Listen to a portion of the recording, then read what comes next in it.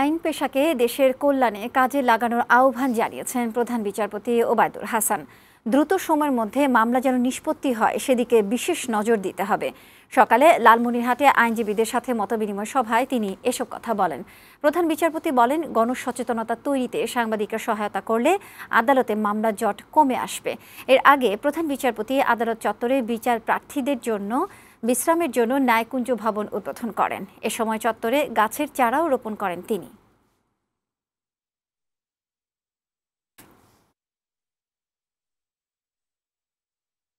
একটা হাঁসের বাচ্চা এই বাড়ি থেকে ওই বাড়িতে গেল, এটা নিয়েও মামলা হয়ে যায়। মুরগিতে আরেকজনের ধান খেয়ে ফেললো, এটা তো মামলা হয়ে যায়।